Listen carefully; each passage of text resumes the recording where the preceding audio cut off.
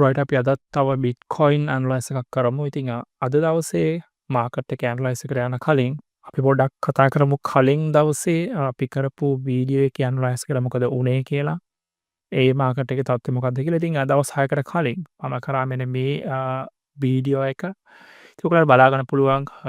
මම කියලා තියෙන්නේ ඉස්සෙල්ලම ෂෝට් ටර්ම් ට්‍රෙන්ඩ් එකක් විදිහට මාකට් එක අප් වෙලා මගේ මේන් ට්‍රෙන්ඩ් එක උනේ හයර් ටයිම් ෆ්‍රේම්ස් වලින් මාකට් එකේ මේන් ඩවුන් ට්‍රෙන්ඩ් එකක්. ඉතින් අපි දැන් බලමු මොකද මාකට් එකට මොකද වෙලා තියෙන්නේ කියලා. ඉතින් වීඩියෝ එක කරේ 31 වෙනිදා. ඉතින් අපි එක්ස්පෙක්ට් කරපු විදිහටම මාකට් එක ඉස්සෙල්ලම අප් මූව් එකට ගිහිල්ලා ඊට පස්සේ ඩවුන් එක ස්ටාර්ට් වෙලා තියෙනවා. ඉතින් මම එක්ස්පෙක්ට් කරේ ඇත්තටම මෙන්න මේ වගේ ඒරියා එකකින් මාකට් එකේ ඩවුන් එක ස්ටාර්ට් වෙයි කියලා. හැබැයි කොහොම වුණත් තව එක වේව් එකක් අප් වෙලා තමයි මාකට් එක අප් උනේ. මම ට්‍රේඩ් එකකට යනවා කියලා හිතන් හිටියේ සෙල් එකකට යනවා නම් මේන් ට්‍රෙන්ඩ් එක මම කිව්වේ මාකට් එක ඩවුන් වෙනවා කියලා. හැබැයි ඒ ඩවුන් වුණත් මම මෙන්න මෙතනදි ට්‍රේඩ් එක ගත්තේ නැහැ. මම ෂෝට් ටර්ම් ට්‍රේඩ් එකකට බයි කරන්න බලාගෙන හිටියේ. ඉතින් මෙන්න මේ 31 වෙනිදා අපි බලමු ඒක. මේ තියෙන්නේ අපේ වේව්ස් අපි ඇඳපු වේව්ස් ටික. ඉතින් ඔයගොල්ලන්ට බලා ගන්න පුළුවන්. මම එක්ස්පෙක්ට් කරේ ඇත්තටම මෙන්න මේ ඒරියා එකේ තමයි ඉතින් වීඩියෝ එකේ තියෙන මේ සෝන් එකමයි. ඉතින් මෙතනින් ඇත්තටම හරියට මාකට් එක අප් වෙලා තියෙනවා. ඉතින් ඒ වෙලාවේ මම බලන් හිටියේ තව වේව්ස් කීපයක් හැදෙනකන් අපිට බයි එකකට යන්න. ඉතින් ඒ වගේම මාකට් එක අප් වෙලා තියෙනවා. සහ මෙන්න මේ වගේ ඒරියා එකකින් මම බලන් හිටියා මාකට් එක ඩවුන් මූව් එකකට සෙල් එකක් ගන්න. හැබැයි අපිට කන්ෆර්මේෂන් එකක් ගන්න පුළුවන් විදිහේ එන්ට්‍රි එකක් මේ ඒරියා එකේ ආවේ නැහැ. ඉතින් තව ටිකක් මාකට් එක අප් වෙලා එකපාරට මාකට් එක 3 වෙනිදා ඩවුන් වෙලා තියෙනවා. ඉතින් මේකට හේතුව ඇත්තටම වෙන හේතුවක්. එදා දවසේ ට්‍රම්ප් ටැරිෆ් දැම්මා හැම රටකටම. ඉතින් බදු ඒගොල්ලන්ගේ ප්‍රතිපත්තිය වෙනස් කරලා තියෙනවා. හැම රටකටම බදු වැඩි කරලා තියෙනවා. බදු ගහලා තියෙනවා ට්‍රම්ප්. ඉතින් මේක ප්‍රශ්නෙත් එක්ක ලොකු අන්සර්ටනිටි එකක් මාකට් එකේ ඇති වුණා. බිට්කොයින්ස් විතරක් නෙමේ ගෝල්ඩ් මාකට් එක එතකොට ස්ටොක් මාකට් එක මේ හැම එකක්ම වැටෙන්න පටන් ගත්තා. ඉතින් US ස්ටොක් මාකට් එක වැටෙනවා කියන්නේ කොහොමත් ක්‍රිප්ටෝකරන්සි සාමාන්‍යයෙන් ඒත් එක්කම සාපේක්ෂව කොරලේෂන් පොසිටිව් කොරලේෂන් එකක් තියෙන්නේ. මාකට් එක කොහොමද ඩවුන් වෙනවා. ඉතින් හැබැයි සේෆ් හෙවන් එකක් විදිහට මේ වෙලාවේ ගන්නේ සාමාන්‍යයෙන් ගෝල්ඩ් එක. හැබැයි මේ වෙලාවේ මේ ට්‍රම්ප්ගේ ටැක්ස් ප්‍රතිපත්තියත් එක්ක ගෝල්ඩ් මාකට් එකත් ඒ හා සාපේක්ෂවම එදා දවසේ ඒ වෙලාවේ මාකට් එක ඩවුන් වුණා. ඉතින් මේක සිද්ධ වුණේ ඇත්තටම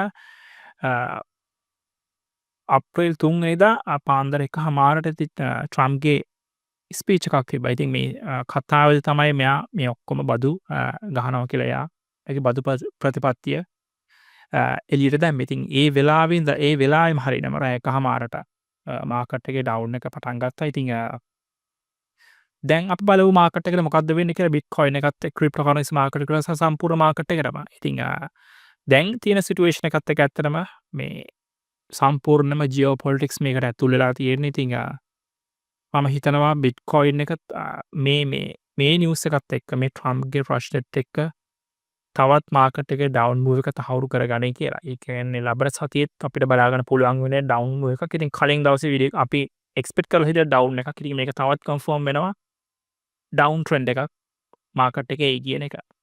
ඉතින් කලින් වගේම කලින් සතිය වගේම ඩවුන් එක එන්න කලින් මම හිතනවා තව අප් වේව් එකක්. හැබැයි මේ තරම් මාකට් එක අප් වෙන එකක් නැහැ.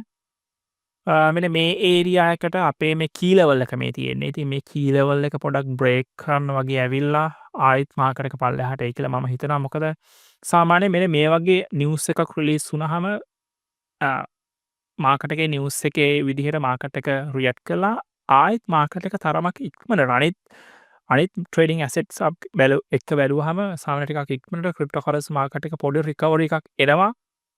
ඇවිල්ලා තමයි මාකට් එක ආයෙත් ඒ නිවුස් එකේ ස්ට්‍රෙන්ත් එක මත මාකට් එකේ ඩිරෙක්ෂන් එක තීරණය කරන්න. ඉතින් මේකෙත් මම හිතනවා මාකට් එකේ මේ නිවුස් එකට ඉෆෙක්ට් එක තමයි නිවුස් එකට වෙච්ච ඉෆෙක්ට් එක තමයි බිට්කොයින් එක ඩවුන් වෙච්ච එක, ක්‍රිප්ටෝකරන්සි මාකට් එක වැටිච්ච එක. ඉතින් මම හිතනවා පොඩ්ඩක් මේක රිකවර් වෙයි කියලා. එහෙම නැත්නම් පොඩි කන්සල්ටේෂන් එකකට එයි තව එක වේව් එකක් විතර පොඩ්ඩක් මේ කී ලෙවල් හරියට. ඉතින් මේක ටිකක් ස්ට්‍රෝං කී ලෙවල් එකක්. ඔයාලට බලා ගන්න පුළුවන් කොච්චර මාකට් එක මෙතන කොන්සොලිඩේට් වෙලා තියෙනවද කියලා. මේ ඒරියා එකේ රිවර්ස් වෙලා තියෙනවද කියලා. ඉතින් මම හිතනවා මෙතනදිත් මාකටේ තව එක වේව් එකක් ඇවිල්ලා ඊළඟ සතියේ මාකට් එක ඩවුන් එක එයි. මගේ එක්ස්පෙක්ටේෂන් එක තමයි මාකට් එක මෙන්න මේ 78 77 වගේ ඒරියා එකකට මාකට් එක පල්ලෙහාට බහින්න පුළුවන් ලොන්గ్ ටර්ම් මාකට් එකේ ට්‍රෙන්ඩ් එකක් විදිහට. ඒක තමයි දැන් මට කියන්න තියෙන්නේ. ඉතින් ලෝ ටයිම් ෆ්‍රේම්ස් වලින් අපි කලින් කතා කරා වගේ මං හිතනවා හෙට දවසේ වෙනකොට තව එක වේව් එකක් ඇවිල්ලා තමයි මාකට් එක පල්ලෙහාට එන්න ඕනේ. ඉතින් ඒකට අහු වෙන්න එපා. මොකද ඒකට අහු වෙන්න එපා කියන්නේ ඩවුන් එකට දැම්ම අහු වෙන්න එපා.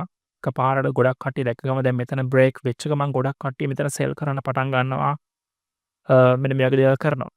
හැබැයි ට්‍රැප් එකට අහු වෙන්න එපා. මම හිතනවා තව එක වේව් එකක් ඇවිල්ලා මාකට් එක ඩවුන් වෙයි. එතකොට ඕගලන්ට පුළුවන් උඩින් සෙල් කරන්න. ඉතින් ඒකට බලන් ඉන්න. මේන් ට්‍රෙන්ඩ් එක ඩවුන් ට්‍රෙන්ඩ් එකක්.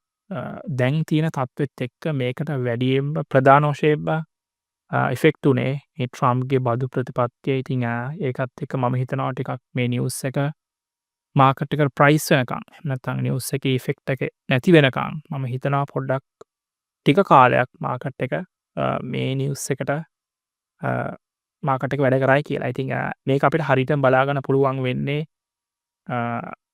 නාස්ඩාක් එක ස්ටොක් මාකට් එකේ මේක පොසිටිව් කොරලේෂන් එකක් තියෙනවා බිට්කොයින් එකත් එක්ක ක්‍රිප්ටෝකරන්සි මාකට් එකත් එක්ක. ඉතින් මේ ට්‍රෙන්ඩ් එක දිහාත් අපිට බලන් ඉන්න සිද්ධ වෙනවා ඉස්සරහට මේකට මොකද්ද වෙන්නේ කියන එක. ඉතින් අපි හෙට බලමු. හෙට දවසේ සඳුදා මාකට් එක ඕපන් වුණාට පස්සේ මේකට මොකද වෙන්නේ කියලා. ඉතින් ඊළඟ දවසේ ආයෙත් මම වීඩියෝ එකක් අරන් එන්නම් හෙට මොකද්ද උනේ කියලා.